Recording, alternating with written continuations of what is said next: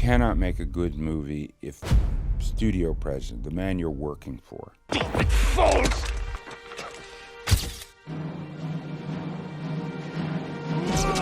When The 13th Warrior hit theaters in 1999, Was not a man then. But at this moment, I beg only. it looked like the next big historical epic. Based on Michael Crichton's novel, Eaters of the Dead, the movie had all the makings of a box office smash, big names, an even bigger budget, and the promise of a Viking adventure like no other. But here's the twist. Behind all that armor, the film was falling apart. What was meant to be a grand epic soon turned into one of Hollywood's most chaotic productions. Reshoots, rewrites, studio battles. If you can think of it, this movie had it. But what exactly was the reason behind the mess? From on-set chaos to shocking creative conflicts, here are 10 disturbing facts you didn't know about The 13th Warrior. 10. The author ended up directing the reshoots. It's not every day the guy who writes the story ends up calling the shots behind the camera. But that's exactly what happened with The 13th Warrior. At the time, Michael Crichton wasn't just the author of Eaters of the Dead. He'd also worked hard to become one of Hollywood's most powerful names at the time. It's cavalry. I rather prefer a dragon. Between Jurassic Park, ER, and Twister, Jerry, don't turf me a patient without a chart. everything he touched turned to gold. So when early test screenings for The 13th Warrior came back disastrous, guess who the studio called? Michael. After audiences complained that the film was too dark and too confusing, studio executives panicked. They felt John McTiernan's original version lacked energy, emotion, and clarity. John McTiernan, director of Die Hard and The Hunt for Red October, has run out of appeals in a wiretapping scandal and is expected to be going to prison soon as a result. So instead of trusting the man who made Die Hard, they handed control to the novelist. Michael immediately stepped in to direct major reshoots, and although his actions were uncredited, he was absolutely in charge. He reportedly rewrote large sections of the script, altered character arcs, and even changed the ending. And you know what's even crazier? Michael had never directed a large-scale film like this before. Sure, he'd directed Westworld back in the 70s, and something goes wrong because the programming is so sophisticated that he finally cannot stand it. but this was a $100 million historical epic with hundreds of extras, elaborate sets, and massive battle scenes. Imagine being handed that responsibility after someone else already spent months shooting it. But it wasn't as easy as it sounds. Insiders say Michael's reshoots clashed stylistically with John's original footage. Scenes that once felt grounded and gritty suddenly became cleaner, brighter, and more theatrical. And the downside to that was that the editing team had to struggle to make the two visions feel like one cohesive movie. But even though they tried their best to make it work, it still shows. Just watch closely and you'll notice sudden tonal shifts, awkward dialogue replacements, and mismatched lighting. In the end, the studio got what it wanted, a safer, more accessible cut. But it came at a cost. Speaking of costs, if you think an inexperienced Michael directing his own book to movie adaptation is crazy, wait until you hear just how much was spent on making this film work. 9. The movie ate its budget. On paper, The 13th Warrior was supposed to be a straightforward success story. He doesn't need to. Prince. You had Antonio Banderas, one of the biggest stars of the decade. Today, Antonio Banderas turns 61. Born on August 10th, Antonio Banderas is a Spanish actor, director, producer, and surprisingly, a singer. Then there was John, the director who gave us Die Hard and Predator.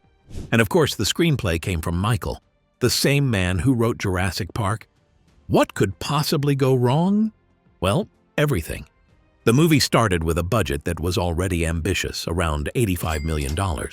But after months of filming, test screenings revealed something terrifying. Audiences were confused. The tone was off, the pacing was strange, and nobody could quite tell if it was supposed to be a horror, an adventure, or a historical drama. You'd think the smart option would be to cut their losses, yes? Wrong. Instead, the studio decided to throw more money at it. The logic was simple. Michael himself would step in to oversee reshoots. They had sets rebuilt, scenes rewritten, and entire sequences filmed again from scratch. By the time costing was over, the movie had practically doubled its budget, reportedly climbing to over $160 million. To put that into perspective, that's more than what The Matrix and Fight Club cost combined. By the time the 13th Warrior finally limped into theaters, the damage was done. It earned just $61.7 million worldwide, barely a third of what it cost to make. And keep in mind that that's even before marketing expenses. Insiders say the studio lost anywhere between 70 to 100 million, making it one of the biggest box office flops of the 90s. 8. The chaotic reshoots that changed everything. If you thought a few pickup shots would fix the movie, think again. Because what started as a minor reshoot spiraled into one of the most chaotic refilming disasters Hollywood has ever seen. After the studio decided Michael should step in, the production turned into an endless loop of retakes, rewrites, and reshoots that stretched over several months and several locations. Some scenes were filmed in Canada, others in Los Angeles and Malibu, of all places.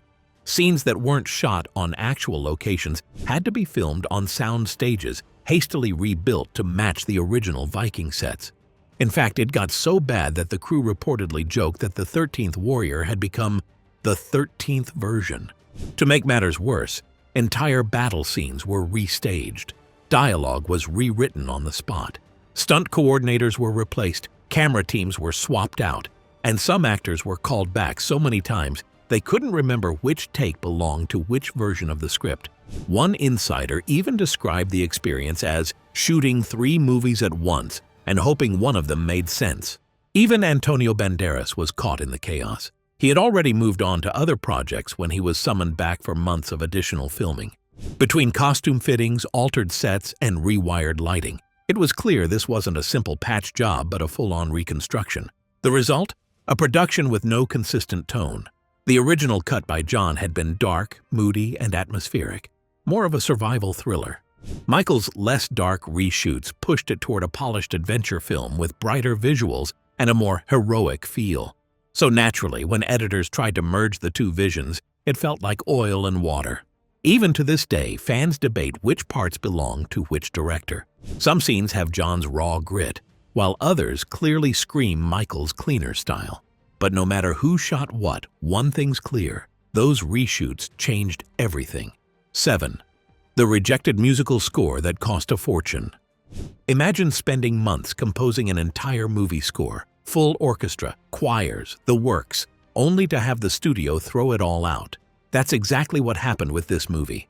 Originally, the film's music was composed by Graham Revell, known for his dark, atmospheric soundtracks in films like The Crow and From Dusk Till Dawn. You touch my brother with that steak, biker, and vampires aren't going to have to suck your blood. They'll be able to lick it up off the... His score was moody, mysterious, and rooted in the film's early tone, the version John had shot before all the reshoots.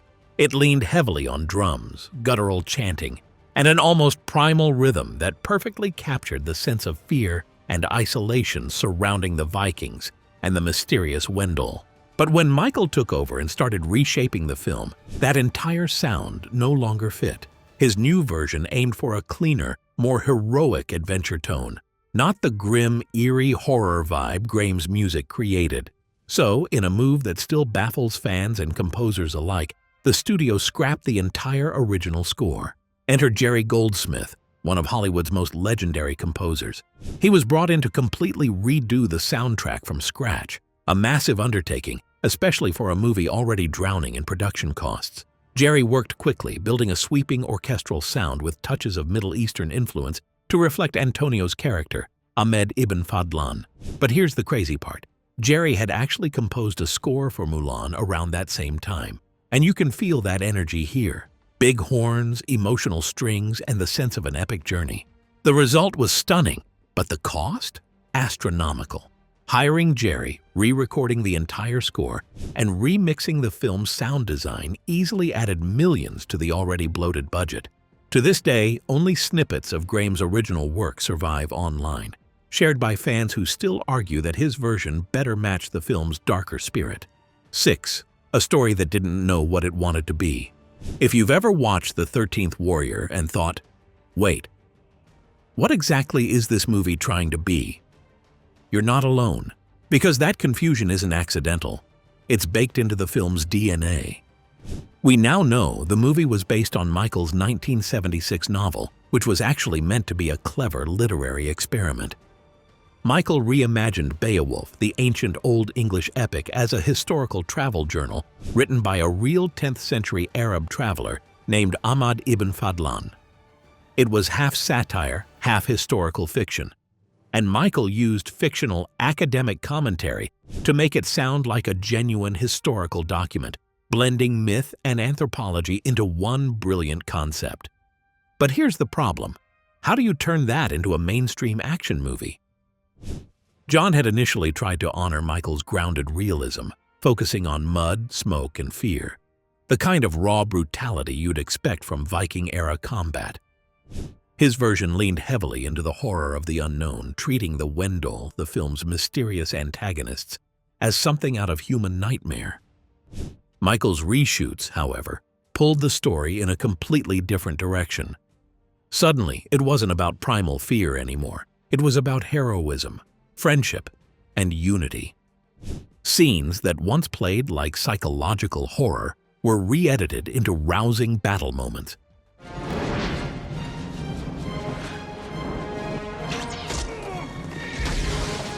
The gritty travelogue became a cleaner, classic Hollywood adventure. The result? A movie that didn't know what genre it belonged to. Was it horror, historical fiction, action, myth? No one, not even the filmmakers, seemed sure. Critics described it as a tonal mess, and audiences couldn't connect with a story that kept changing its emotional rhythm. It's ironic, really. The whole point of Michael's book was to show how history and myth blur together, but in trying to fix that idea, Hollywood blurred the story beyond recognition. 5. The monsters that no one could agree on. At the heart of the film lies its mystery. The Wendell. They're the shadowy figures haunting the Viking villages, attacking from the mist and leaving behind nothing but terror. But here's what most people don't know. Even the filmmakers couldn't agree on what the Wendell actually were. In the original novel, the Wendell are depicted as a primitive, surviving tribe of Neanderthal, an eerie remnant of an older species that stalks humankind from the edges of myth. They're not quite human, not quite monsters, and that ambiguity was part of the story's brilliance. But on set, that idea didn't translate easily to screen. John wanted to keep them mysterious, seen only in glimpses, shrouded in fog, their brutality implied rather than shown. Think something like the monsters from the 2018 movie Bird Box. John's vision was almost Predator-like, terrifying because you don't see too much. But when the film was reworked under Michael's supervision, that subtlety was stripped away. His version made the Wendell more human, almost tribal, complete with costumes, rituals, and a queen-like leader inspired by the ancient Norse myth of the Mother of the Mist. The shift caused endless headaches for the costume and makeup departments. Designs kept changing. Some Wendell looked animalistic, others just looked like men wearing furs and bones.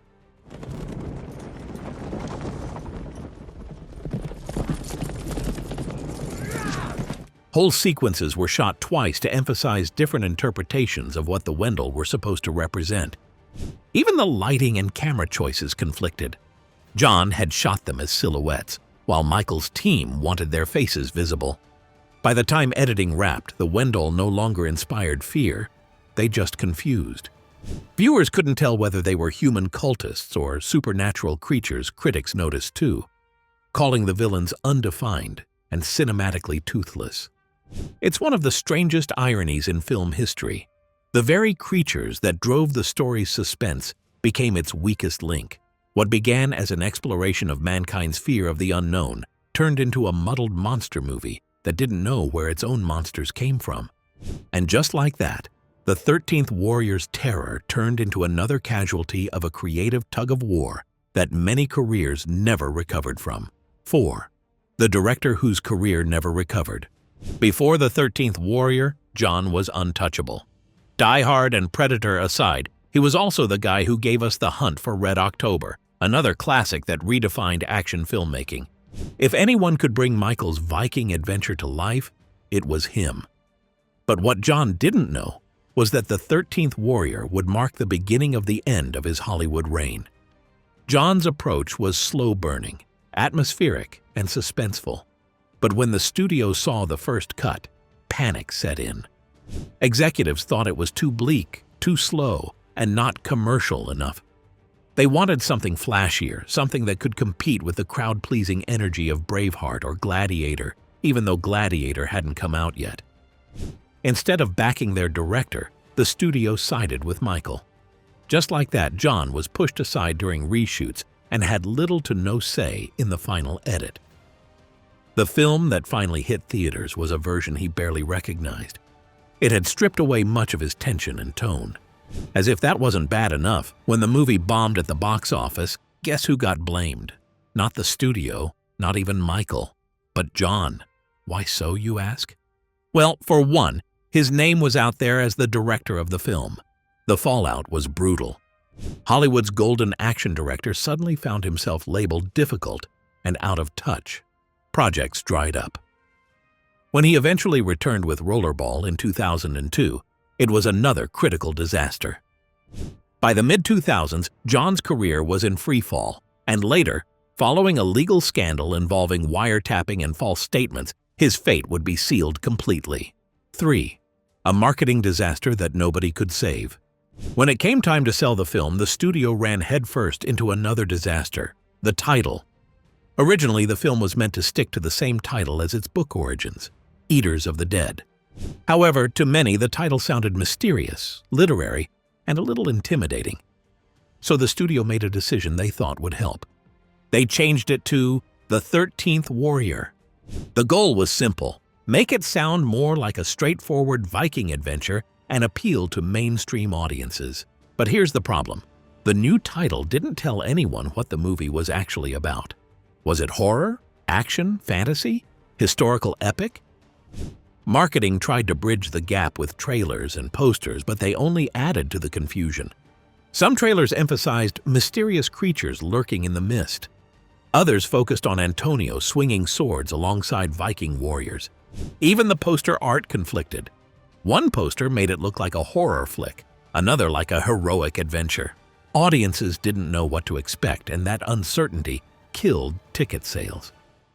Critics later noted that people who might have loved the movie didn't give it a chance simply because the promotion was so scattershot.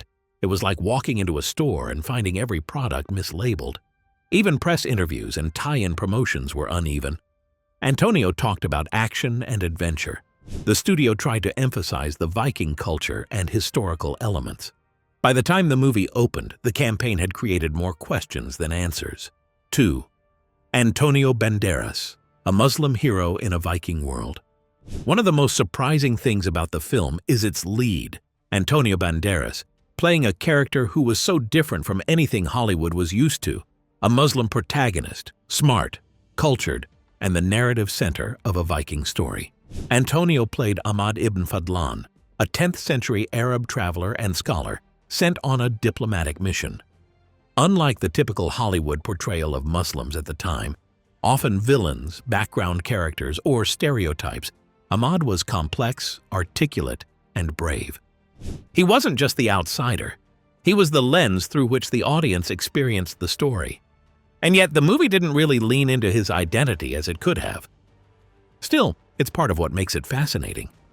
Hollywood rarely put a Muslim character at the center of a mainstream blockbuster in the late 90s.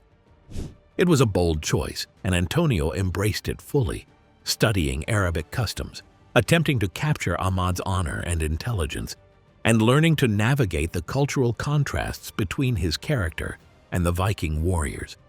And even though the film's chaotic production almost buried that significance, many still recognize that it attempted something ahead of its time. 1. How the movie survived its chaos. When the 13th Warrior finally hit theaters, audiences didn't show up in droves. Critics panned it, The box office flopped, and the studio quietly tried to bury it. At the time, it seemed like the movie was destined to disappear into the ashes of Hollywood's biggest failures. But the twist is that it didn't stay buried. Over the years, the film began to develop a cult following. Movie fans, especially those who love Viking lore, historical epics, or just bizarre Hollywood stories, started to rewatch it. They noticed things that had been lost in the initial chaos: the atmospheric battles, Antonio's surprisingly nuanced performance, and moments of clever world-building that hinted at the novel's depth. Even the quirky, uneven elements, the tonal shifts, the mysterious Wendell, the mix of horror and adventure, became part of the film's charm. The rise of home video, DVD releases, and later streaming platforms gave audiences a chance to see the film without the cloud of box office expectations. Fans began to have fun debating which scenes were John's, which were Michael's, and which were inexplicably both. Essays, fan edits, and YouTube retrospectives started celebrating the movie's ambition, if not its execution. Today, The 13th Warrior is remembered less for its failure and more for its audacity. It tried something most studios wouldn't dare: a historical epic that blended myth, horror, and action with a Muslim hero at its center, and a willingness to take risks. Although some might call it a strange, fascinating piece of cinema history, at its heart, it's a movie that cost a fortune, lost its way, and still found a life of its own. What other facts did we leave out? Tell us in the comments below. Thanks for watching. Please leave a like and subscribe to the channel for more videos like this.